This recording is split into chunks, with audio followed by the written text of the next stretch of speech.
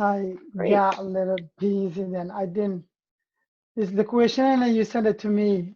Is I'm just looking at it right now. So Oh, okay. Yeah, no problem, no rush. They're just basic questions. I just um didn't know if you wanted to read them beforehand or whatever. It's not too big of a deal. Um, okay. Well, great. This is awesome. How have you been? You seem oh to be pretty busy. yeah, really. Thanks. Actually, you uh getting along with like reflections and moving around and Oh, back and yeah, forth. no Yeah. problem. And for you too. Thank you for being flexible. Okay, so I guess we'll get into it. Um, Hi, my name is Eliza Dewey, and I'm a freshman at Bates College. I'm doing an oral history project in collaboration with the Lewiston Public Library, and today I'll be interviewing Mr. Dekow. Mr. Dekow is involved with the local Somali Bantu farming operations and also helps to run a cooperatively owned farm-to-food truck operation, the Isuken Co-op, which sells traditional Somali food at the farmers market each week. Before we begin, would you like to introduce yourself and talk a little bit about your work, Mr. Dekow? Yeah. Hello. My name is Mohamed Dekow. I'm a resident of Lewiston since back 2005, I would say, Oh, yeah. and until then. Um, I start working with nonprofit organizations back in 2015, and the reason is an idea collectively come across and community service providers. Then we find out that a gap that we really need to go on some specifics on food insecurity. Then we formed the organization called SLRO, Sustainable Livelihood Relief Organization. We have about 6 years. We are 6 years old now. So basically, my work and in general, the organization work is to focus on bringing the East African women and youth to put back in track, especially becoming like to stay in their cultural and heritage, and they do business of what they know, which is farming, growing food at the Right. farmers market and cooking in the food truck. So yeah, Oh, awesome. Great. Thank I, you so much. I Um, stepped a little bit ahead, but all right. Okay, so the first question is, what is it that you do and who are you affiliated with? And what is your role in the Somali and Lewiston community? what I do as yeah, I feel like the question comes now, but I already said a little bit about it. Yeah, a little bit ago. I Yeah, I, kind of. I Yeah. work yeah. What I do is I work with Sustainable Livelihood Relief Organization (SLRO). It's a non-profit organization based in the Lewiston urban area, and I am the director. That's what I call, Okay. and yeah, and I really my work is to coordinate the programs and working on to facilitate actually the projects we need to deliver into the community, which we possibly think that we can.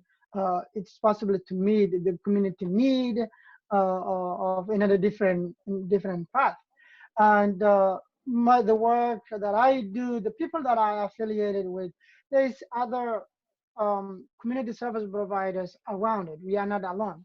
And also, there's community leaders who came from the same community that I'm from and who speaks the same language. And I believe we all on the same attitude on one message that we wanted to send it back to the other community. So to wipe it off of the hesitations, breaching of like a cross-cultural in an American and immigrant from the other side of the world with a different culture. So Right. that's actually what I Great. Awesome. Thank you. do. Um, how has COVID affected your work or the people that you have worked with? Um, During this time, my office is supposed to be busy of bringing application. I want to be part of the farming next season. Now is the garlic season. So The families like whoever wants to join, they'll come in where I need to go to buy my garlic and something like that. But now they already have their awareness. They don't come to office, they just call me. While they need in person, and when they ask you, the need is a garlic. But when they come to office, they have plenty of room to think of or to come up with new ideas of what they think of and what they wanted to ask. And they say in general what is going on. COVID really get affected our work, I would say, especially those in the food truck and also the growing season. It minimized the number of family that we used to work with. It minimized the number of the size of the garden itself that we used to operate it in the past years. And also it minimized in the community gathering and putting ideas together. So it puts us in a piece, in a part, I would say. And it puts us in a part. And I don't know how long it's going to take us to come back again in person in one huge circle and putting our thoughts together and having our meal on the same time, the same day on the table and continually talk. Yeah, it must have really separated that kind of community Yeah, feel, where people are yeah, coming in and out of your office and the ideas are flowing. It's a lot more cut off. So I see how that correct, would really affect your work correct. atmosphere. Yeah. How have you changed your business structure since COVID began? We changed our pathway of the communication and how we held up our community meetings, who we need to reach out, and the schools also kids in the generation from high school to elementary, and also on the programs and in terms like the food truck and also the garden. We have a Zoom call that we do, especially our community. They mostly 99.9% adults, they are zero knowledge of speaking English. Oh, We wow. are the Mai and the Somali language that we always communicate. So the generations of the family, they have kids who graduated from high school, college, and universities. But sometimes also there's another gap. So you see a mother and her own kid don't communicate it really exactly because the kid might not understand 100% of what his mother telling him in the language of Somali or my. So sticking in deep of your question of like what we do and how we shifted our schedule overall, we communicate through WhatsApp. You Mm, create in a WhatsApp group. We have a chance to record in our voice, sending a message in a larger community, so we can break down in a group. So we send in that message specifically to garden people and food growers. We put in a group together. We can send it one message to Isuken group who cooks the food. In other social workers and there's other organizations that we put together and we already say like LA Task Force Group. So as an organization, we divided whatever the need that community need. So every organization we took an portion of message has to deliver to the community, no matter what pathway you take. Especially the best way to communicate the community is to make sure you secure yourself. You have your mask 24/7. You don't know when someone is gonna come. Then when someone else say, "Hey, hi," then you pull your mask up yeah. and you welcome to the person. And we have our hand sanitizer sitting there, our mask are sitting there. And when you go into visit family, you call them, you tell them you're coming, you give them ahead of time for instructions, heads up. So when you get there, family actually they get ready for you. There's no one comes close to you. No one is gonna touch you, and you're not expecting handshake, greetings, and anything. So everything says Yeah. hi, hi, and you orally talking to them, and you come back. It's good that you're still able to go to people, even during this time. That's good. That you're able to still kind of get a little bit of connection. Yeah, But really, and that we have to take the risk. We feel like we are the eyes of a number of people. We are the mm, voice of a number of people. So we have to respond that call coming in. So even if they sick, so there's a procedures to go, and you gotta be ready for it, and how to still to continually serving those families, and to keep yourself safe and healthy. So, and again, I really thank so many organizations around, not only the immigrant-led organizations, other mainstream community organizations also involved. So we put the thoughts together, what to do and how we can do and when we can do. And all that, it really responds is not 100%, I would say, but uh, 75, 80%, 90% of the community need is still being responding. Food insecurity, we have a lot of stakeholders and partners who really wants to support this community. So we are the mediator, and we pick up the food, we deliver our office, then we ask the people downtown to come here, people in distance, we deliver to them at their door. So we're trying to do our best. Right, right. Yeah. You said that you also had programs with the elementary, middle school. How has Um, that changed with it? Or that did you? Yeah, we sorry, have go a ahead. program called Youth Food Science. Mm. Youth Food Science, we communicate with LA University, and we're trying to put kids to have some seminars in terms of food, and just to see how they can shift it if they program their brain already. I want to be a doctor. I want to be a nurse. Mm. I want to be a pediatrician. I want to be a pilot. I want to be a officer. I want to be detective. I want to be city mayor, something like that. How can we put this to the youth and say, oh, I want to be a food scientist. I want to be a Right. soil scientist. You know, in culturally in back home, we don't have that, and that's the importance where we're coming from.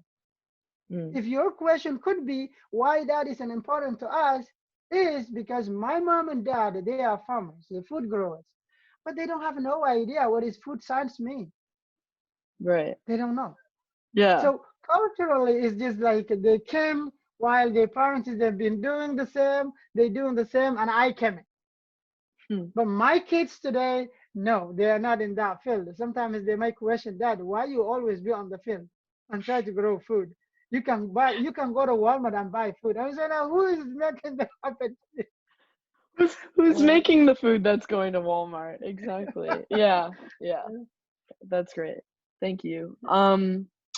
And then the next question I have is, what does your day-to-day routine look like, and how has it changed since COVID? So I guess before COVID, how was your day-to-day routine, and then post-COVID, or I guess in the middle of COVID? really, really, really busy and Mm. become multiple taskers at the same time, Yeah. and driving a lot, like here, there, especially during this time. Before COVID, it was very easy. We go to schools and visit, and the kids, they have a center where ever kids comes, and resources where they get in uh, home homework help. That's what we call tourings. And also we bring a bunch of people. We're going to bring in a tour to visit other resources around us. But now everything's become Zoom, and everything Mm. become like WhatsApp communicated. So you have to deliver by paper. So this is it. But some of the families, they might say, "Oh, I have a bunch of papers every day. You know, I don't want this. Just tell me what Yeah. I need to do." So I want to tell you at the same time, you need to have this in front of you. So that is when the COVID come in. So when the COVID come in, we have to pick up. No, we have to be very close to our phone. We have to pick up the family. The family calls that's coming in. We have to keep reminding families like the social distances. We have to remind them. We have to keep reminding kids they don't need to go to school without their masks. We have to follow up with the schools and making sure that our kids behaving. Is there any parental problems they have that we should help them out with? The school also, they're doing very good job, and they have every week Zoom call to check in, like check in. So we Right. go Me back to the too. larger community and asking if there's anything. We interview for the community members just to make sure that we are all in together. So to keep safe myself, then I have to talk to you and tell you what actually you need to do in order you to remain safety and I'm safety on the other side of the world, on the other side of the community, our neighborhood to be safe. Hmm. Yeah, and that's so interesting because it sounds like you also do more than just kind of food work. So you do more than just farming. You also do communication between people who can't really communicate that much. Um, True. yeah, True. wow. Okay. It was this morning when I get up, and I was coming to turn my car on, and like, is there a community member standing at my door? And I was like, what was that? I was like, I was coming to knock your door. I need your help. You see, it's all about the COVID related. So he was Hmm. asking systematically, what happens and things that he have seen it that he didn't aware of. And it took me an hour for him to get convinced. And I Oh my say, goodness. oh, I'm done. And that's all I'm about. So as long as I can respond to the community question, community need, I'm really very happy. Oh, that's great. All right. So my next question is, have you had an uptick in members joining the CSA since COVID began, or and how has this affected your demand and supply? So COVID. CSA customers picking up food or delivered. Um, to be honesty, that literally is another department that I would say. But Hmm. lately, I didn't the report didn't come out yet saying this is how much we gain this Right. season, even the COVID was exist. Or we lost this number of CSA customers due to COVID. I didn't, but I'm very sure that the sales wasn't good. Mm. The sales Yeah. wasn't good. Yeah, the sales wasn't good because a lot of farmers was reactions of like, what is going on? Why we not Right. doing this? A lot of farmers wasted food on the garden. Mm. They couldn't sell. Yeah. They couldn't sell. And Wow. again, if they bring it with them, they don't have enough freezer or cooler to keep those food to The store food actually just goes store it. bad. This goes Yeah. back. They Oh don't have man. no options. Even if they work so hard, they're still hungry because the kind of food they produce, it's not a place to keep it. Mm. Yeah. Wow. Yeah. So saying that 20 out of 27, 37 family, this year we work with 19 family. We Oh had, wow. and they also shared their whatever they produce at another family. So 25 individual families, we make them buy an extra chest freezer at their house, put in the basement, and we fill it in the fresh potatoes, or fresh tomatoes, okra, green beans, pinto Yeah. beans, and squashes to keep for during the winter time. Not the whole winter, like you keep going back to Walmart, but at least a month and a half you sustain what you grow. Right. So Yeah. in a month later, then the spring will be coming in. So get ready to grow a new, fresh food again. So Yeah. during the summertime, your family to enjoy. So actually, that is the elimination. So we're always trying to see it happening, to happiness, and it stays in the community. And I don't know how far we will be going this COVID-19, but Mm. COVID, to be honest, it brings its own obstacles and get giving a good affection to the community. Hmm. Yeah, a lot of Interesting. stresses and frustrations. Hmm. All right. And then the last question I have for you is, how has the old and new community reacted to your business, the Isuken Co-op and New Roots Co-op? Was there any animosity or diversity that you face in your workplace? Um, the challenge always when it comes to work, challenge is there. And again, um, I think they did very good and they pushed so hard on this.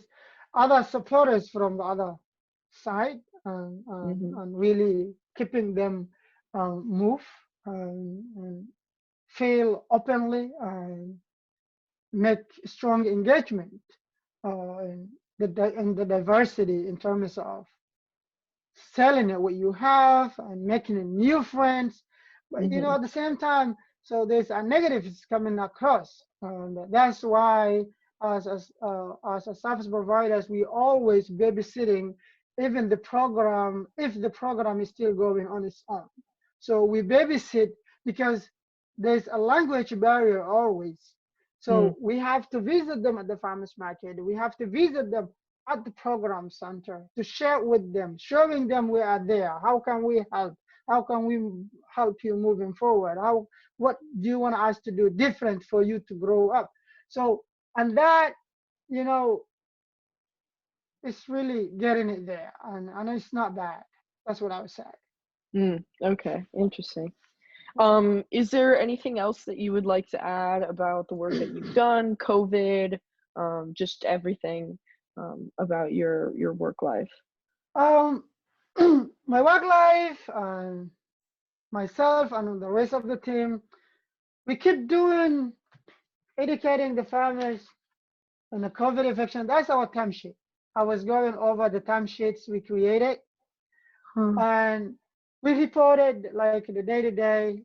We put as a group. So since now the winter is coming ready, we feel like a lot of positive COVID are coming into the community, especially under Androscoggin County. So we have our CW workers and visiting individual families.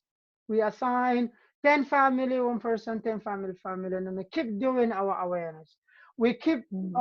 an eye the kids learning from home, and possibly they might not have enough internet, and the house there it could be possible that there's a 7 kids, 8 kids, 6 kids, 5 kids, and Right. all of them they need space, they need Yeah. practice, they need to do the work.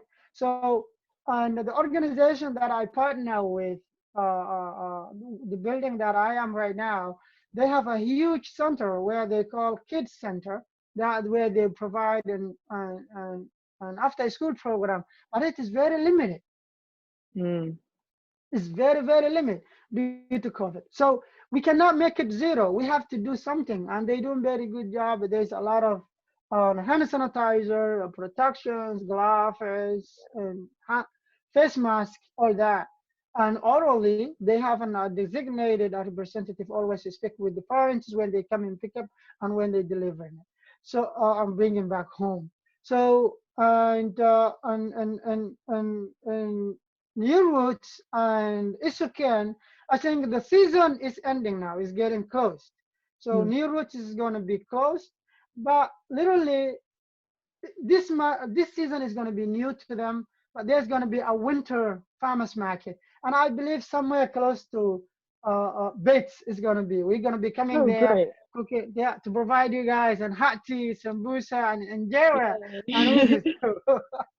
But next week is going to be the last farmers market. We're going to be attending on a Camelon farmers market and on Lewiston farmers market. So I would like to have one more time before we put the track together. We had a great project with Bates students. So while we are on the road, I would like to see last chance and last project with Bates College again. But I think it's too late to think that way. I don't know if St. Joe's could make it something possible. So on that way we can put in the social media to push them forward, because they they have little history to tell about the challenge they face on the track, because the Mm. track it is back 1990. It's too old. So Yeah. they had a couple breakdowns. They had to take it back to garage. So a lot of failures cars when the track is not really operating very well. And Yeah. in 2020, as they plan over 27 events and festivals included and an office catering, all canceled. So it cost Mm. them lost about $80,000 money That's in this crazy. 2020. So they really get like paralyzed. It's like if you talk to them, it's like I don't know why we're here. I don't know what we're gonna think about it. Just let's see. And the winter time, obviously, we know there's no market. There's Mm, no market. So that is really huge. So we yeah. all pray that the COVID could go away, and you know that to do that, it really helps them to get a little more support. So if they want to plan on buy a new track or to fix it this one, and it would be a good idea to put money on the track they have it right now, but the possibility of how to How to keep do that? their momentum up, how can we do it them to have a different food track than the one they have it right now. Mm, They can still have it, but it's not safe to drive on the freeways. yeah. So can you only But they do local Lewiston things? local Yeah. Lewiston, to be honest, yeah. Yeah. Yeah, that's gotta be very tough. I'm sorry they're going through that, and especially, yeah, just for 1 year, it's gotta be crazy to lose that much of your profit, Yeah, especially when definitely. you're so event-based and the fact that Mm-hmm, all of a sudden mm-hmm. everything is just gone. It's Yeah, crazy. Yeah. it was really back pain. And like, tomorrow we have a farmers market. Then they say, "Are you sure the truck is gonna bring us there?" I hope it's not gonna shut down again. Yeah, I know it's not something like they fix it their own and they have to rely on someone else to do the work. Then Mm, no choice. yeah. All Question? right. Well, thank you so much for letting me interview you. I really appreciate it. I would love to talk to you more in the future. I'm super interested in CSA co-op kind of work, so I would love to reach out to you about a possible like me helping in any way. I would love to since I'm here and I only Yeah. have 2 classes at a time, so Oh yeah. that's a good thing at Bates. So Yeah. um, I'll reach out to you after this. But thank you so much for taking this time. I really appreciate it. Yeah. Thank you, and you are welcome. And tell St. George thanks so very much that he chooses. He could be one of the community service providers to be speaking with about the issues COVID and now and the past. And I'm really grateful that I speak with you and I shared what I know based off my knowledge of what I do day to day, every day, and now and there. And great to talk to you. It was very nice speaking with you. Yeah, you too. All right. Yeah, Well, I hope you enjoy your week. And nice to see you. nice to see you. Bye. Bye, Liz. Bye.